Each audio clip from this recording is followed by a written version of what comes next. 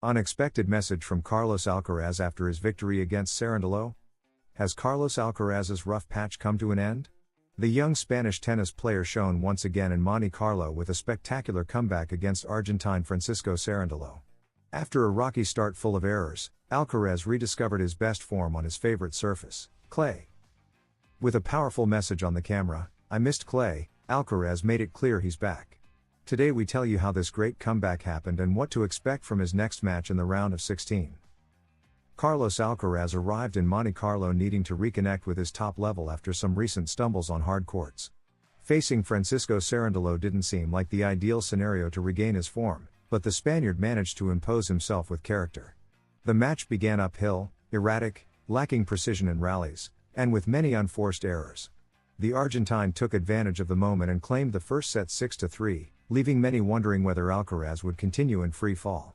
However, the Mercian reacted just in time and began to show his true version. Cerúndolo, a clay court specialist and currently ranked 22nd in the ATP rankings, started with confidence. He felt comfortable from the baseline and strung together 4 consecutive games in the first set. He capitalized on Alcaraz's 13 unforced errors, who looked imprecise and out of rhythm. The Argentine, a finalist in Buenos Aires this year, had beaten Fabio Fognini in the first round and was gaining momentum in the tournament. Everything seemed to be going his way until the Spaniard adjusted his game. From the second set onward, Alcaraz switched to champion mode and crushed his opponent without leaving room for doubt. In just 50 minutes, Alcaraz delivered a convincing comeback. He won the second set 6-0 and closed the third with a dominant 6-1. From the start of the second set, the Spaniard controlled every point. He regained precision in his shots, increased the intensity of his returns, and began using his signature drop shots smartly to disrupt Cerúndolo's rhythm. The level difference became obvious, and the Argentine couldn't find answers to the explosion of tennis Alcaraz delivered. It was as if the Mercian had awakened and remembered why clay is his territory. "I missed clay," he wrote on the camera after the match. The message reflected what many felt watching him play. Alcaraz was smiling again on the red dirt. With this win, the Mercian advances to the round of 16 with good vibes. Clay allows him to showcase his most complete game, and that was evident from the moment he loosened up on court.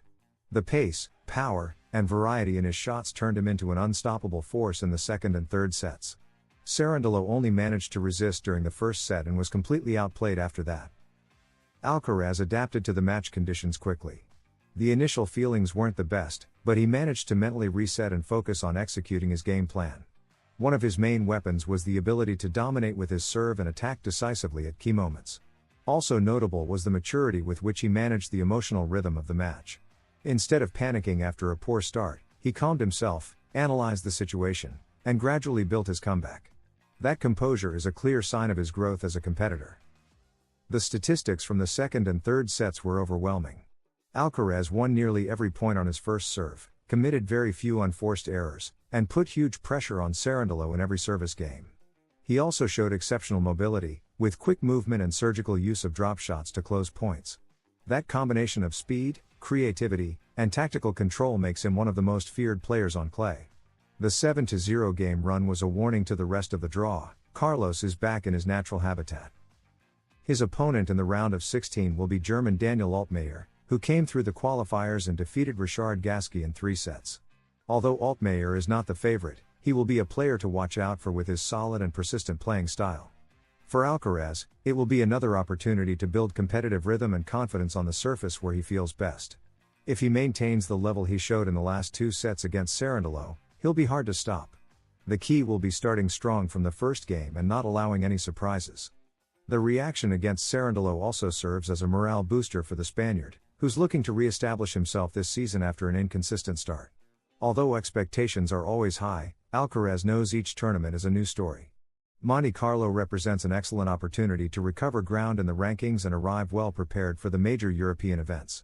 His goal is clear: to be at his best for Roland Garros. But first, he must show he's ready to rule on clay once again. The message on the camera was more than just a cheerful phrase, it was a statement of intent. Alcaraz missed clay because it's where his tennis reaches another level. Against Cerúndolo, he left behind the doubts and showed once again why he's one of the favorites to win any tournament on this surface. Every time he steps on clay, Carlos reminds the world who he is. And with matches like this, he reminds us that he still has a lot left to conquer. Carlos Alcaraz delivered a masterclass in resilience in Monte Carlo. After a first set full of errors, he adjusted his game, dominated his opponent, and signed off on an impeccable comeback that puts him in the round of 16.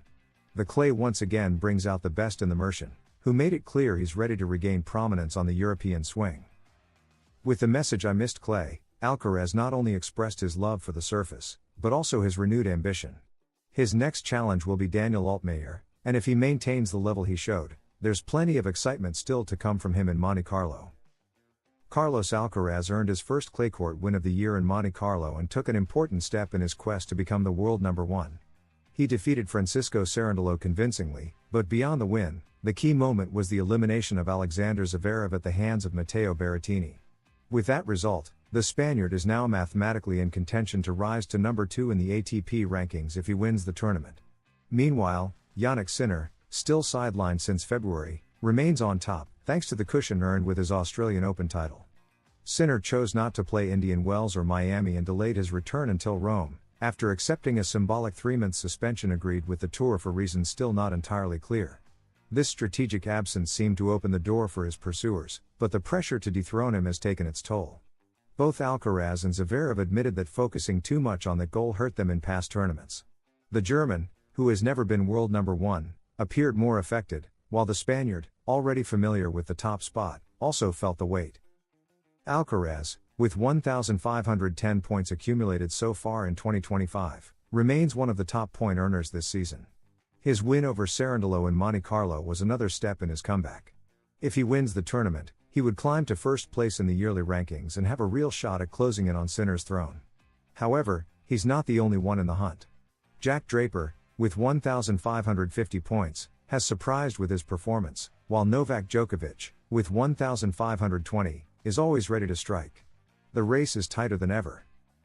Zverev, who started with 1,675 points, stalled after his early exit in Monaco.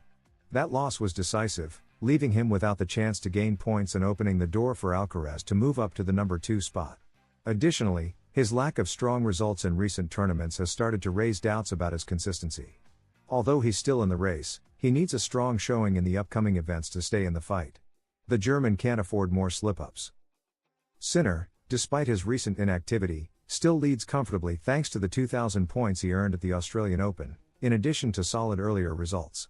Even though he's losing 400 points in Monte Carlo for not defending last year's performance, his cushion is enough to keep the number 1 spot, for now. But the gap is shrinking, and Monte Carlo could mark the start of a new shift if any of his challengers wins the trophy. Especially Alcaraz, who also starts from 0 at the Barcelona Open, giving him room to add plenty of points. The Monte Carlo tournament has thus become a key stop in the 2025 calendar. For Alcaraz, it's a golden opportunity to dive into the fight for the top spot. His path won't be easy, but if he maintains the level he showed against Cerundolo, he has a strong chance to lift the trophy. In that case, he would surpass Zverev in the race and pose a real threat to Sinner's reign. What's most exciting is that all contenders are close in points, making any tournament potentially decisive in the rankings. The battle is wide open. The next big test will be the Barcelona Open, also known as the Godo. Alcaraz didn't play there in 2024 due to a forearm injury, so he's not defending any points. That means any win there will directly boost his rise. Plus, he'll play in front of his home crowd, where he usually performs at a high level. If he wins in Monte Carlo and repeats in Barcelona, he could arrive in Madrid with a real shot at reclaiming the number 1 ranking.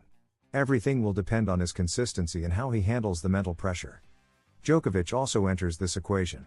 Although the Serbian hasn't reached his best form this year, you can never count him out. With 1,520 points, he's still in the chasing pack. If he strings together good results on clay, he could climb quickly. His experience in these kinds of situations is always a plus, especially looking ahead to Roland Garros. For him, Monte Carlo could be the turning point in a season still taking shape. Jack Draper, the breakout star of the year, also threatens to join the conversation. With 1,550 points, he's actually ahead of Alcaraz in the race. His consistency has been remarkable, and if he keeps performing at this level, he could soon break into the top 5. Unlike the others, Draper doesn't have the pressure of having been number 1, and that could work in his favor. The freshness and competitive hunger he's showing make him a serious contender. The battle for the ATP number 1 ranking has intensified. Jannik Sinner remains in the lead without playing, thanks to the points he racked up early in the season.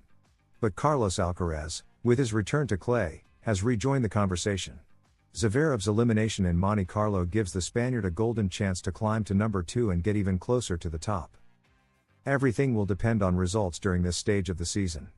Monte Carlo, Barcelona, Madrid, and Rome will be crucial in determining whether Sinner can stay on top or if Alcaraz, Djokovic, Zverev, or even Draper can take the throne. The ATP ranking is more dynamic than ever, and every match can change everything.